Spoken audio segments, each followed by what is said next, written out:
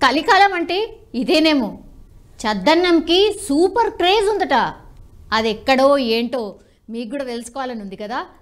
So పెద్దల మాట సద్దన్నం మూట అంటారు. అంటే పెద్దవాళ్ళు ఏం చెప్పినా మన మంచి కోసమే చెప్తూ ఉంటారు.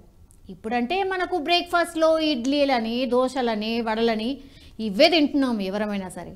కానీ పాతకాలం రోజుల్లో అసలు ఈ ఇడ్లీలు కానీ, వడలు కానీ, దోశలు కానీ అంటే ఎవరికైనా తెలుసా? అప్పట్లో అందరూ ఓన్లీ చద్దన్నమే తినేటోళ్ళు. అంటే రాత్రి వండిన అన్నాన్ని ఉల్లిపాయతో కలిపి పెరుగు లేదా నీళ్ళల్లో నానబెట్టి ఉదయాన్నే తినేటోళ్ళు. దీన్నే చద్దన్నం అంటుండే. ఇది తింటే ఎన్ని లాభాలో అసలు మీకు తెలుసా? రోగాలు రాకుండా దీనికి మించిన సూపర్ ఫుడ్ ఇంకోటి లేనే లేదట. అందుకే ఇప్పుడు మన దేశంలోనే కాదు, విదేశాల్లో కూడా పల్లెటూరి బ్రేక్ఫాస్ట్ చద్దన్నంకు మంచి డిమాండ్ ఉంది. అక్కడ డబ్బులిచ్చి మరీ చద్దన్నంను కొని తింటున్నారు. అదెక్కడో ఏంటో తెలుసుకుందాం. కరోనా మహమ్మారి చాలామందిని మళ్ళీ పాతకాలం అలవాట్ల వైపే తిప్పేసింది. మనందరం కూడా మాట్లాడుకుంటూనే ఉన్నాం కదా దీనికి సంబంధించి. ఒకప్పుడైతే గ్రామాల్లో అక్కడక్కడ మాత్రమే కనిపించే ఈ చద్దన్నం కల్చర్ ఇప్పుడు నగరాలే కాదు విదేశాలకు కూడా బాకిపోయింది. అందుకే ఇప్పుడు కొన్ని 5 స్టార్ హోటళ్లలోనూ చద్దన్నంని స్పెషల్గా వడ్డిస్తున్నాయి. ఆన్లైన్లో కూడా చద్దన్నం స్పెషల్ మెనూ లిస్ట్లో ఆల్రెడీ చేరిపోయింది.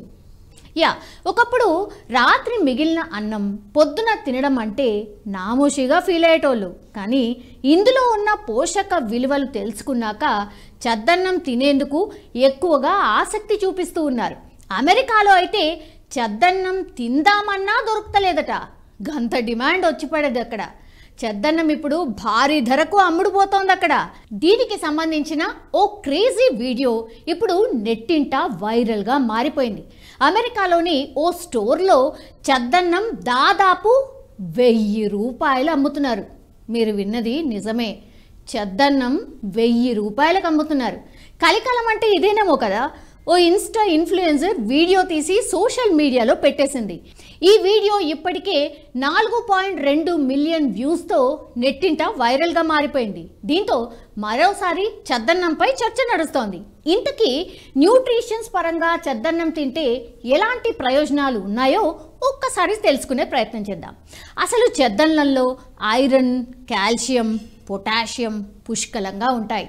అల్సర్స్ అండ్ పేగు సంబంధ సమస్యలు ఉన్న వారికైతే చద్దన్నం ఒక పరమ ఔషధంలా పనిచేస్తోందట. ఇక యాంగ్జైటీని దూరం చేయడంతో చద్దన్నం కీ రోల్ పోషిస్తోంది. ఒంట్లో వేడిని తగ్గించడంతో పాటు రోగ నిరోధక శక్తిని కూడా భారీగా పెంచేస్తుందట. ఉదయాన్నే చద్దన్నంలో పెరుగు కలుపుకొని తింటే రక్తహీనత నుంచి బయటపడొచ్చు. ఇక చద్దన్నం తింటే అధిక రక్తపోటు అండ్ మలబద్ధక సమస్యలు కూడా దూరం అవుతాయి. ఇక ఎదిగే పిల్లలకు చద్దన్నం మంచి పౌష్టిక ఆహారంగా కూడా ఉపయోగపడుతుంది. ఇక తరచూ చద్దన్నం తింటే బద్ధకం కావచ్చు, లేదంటే నీరసం కావచ్చు, పూర్తిగా లేకుండా ఉంటుంది. ఇక సరే, అసలు చద్దన్నం అంటే ఏంటి, ఎట్లా తయారు చేయాలి అని డౌట్ ఉన్నోళ్లకు ఎట్లా చేయాలనో ఓసారి చూద్దాం. ఏం లేదు, రాత్రి మిగిలిన అన్నాన్ని మట్టి పాత్రలో ఉండలు లేకుండా పొడి పొడిగా చేసి ఉంచుకోవాలి. దీంట్లో అన్నం మునిగేంత వరకు నీళ్లు పోయాలి.